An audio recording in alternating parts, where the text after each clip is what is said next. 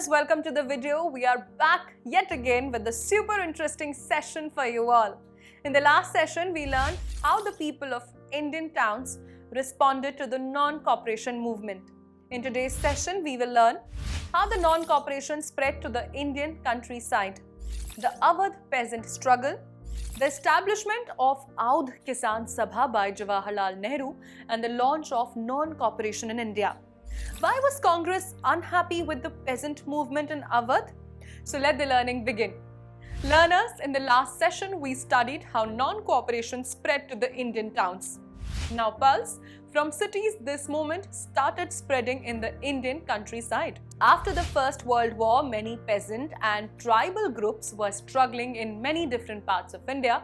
So let us study in detail how the non-cooperation movement led to rebellion in the countryside.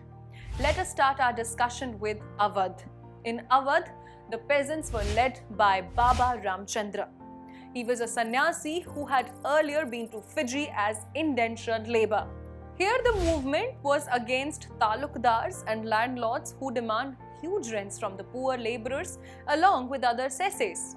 As a result, these poor peasants had to begar. Now what do you mean by begar?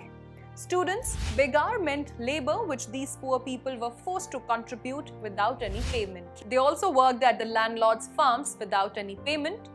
Pals, apart from this issue, these poor peasants had no security of tenure.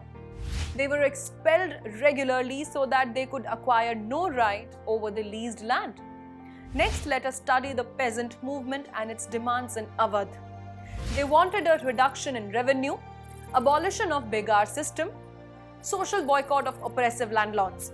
Moving ahead, let us study about the measures taken by the people of Awadh.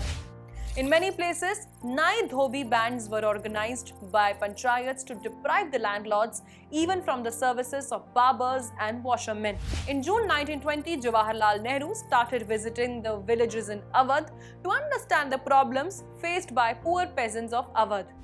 As a result, by October 1920, Awadh Kisan Sabha was set up by Jawaharlal Nehru, Baba Ramchandra and few others. Within 1 month, 300 branches had been set up in the villages around the region.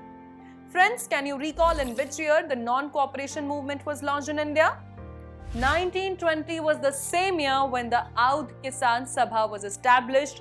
After the non-cooperation movement was launched, the Congress party wanted to integrate the struggle of Awadh peasants into a wider struggle.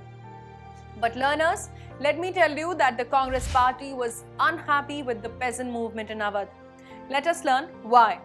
As the movement spread in 1921, the houses of talukdars and merchants were attacked, bazaars were looted, and grain hoards were taken over. Pals, in many places, the local leaders told that Gandhiji had declared that no taxes were to be paid and the land was to be redistributed among the poor. The name of Mahatma was being invoked to sanction all actions and aspirations. So, this is all about this session. Let us take a recap of this session. From cities, the non-cooperation movement spread into the Indian countryside. The peasants were struggling in different parts of India. The peasants of Awadh were led by Baba Ramchandra. The peasants were forced to pay huge rents and were involved in the begar system. The peasant movement started in Awadh where the peasants demanded reduction in revenues, abolition in the begar system and boycott of landlords. In 1920, the Awadh Kisan Sabha was established by Jawaharlal Nehru and Baba Ramchandra. Congress party wanted to integrate the peasant struggle and the non-cooperation movement but was unhappy with the way the movement spread. So, friends, in the next session, we will learn about the struggles of tribal peasants in British India. Till then, keep learning and stay tuned with us. Bye-bye.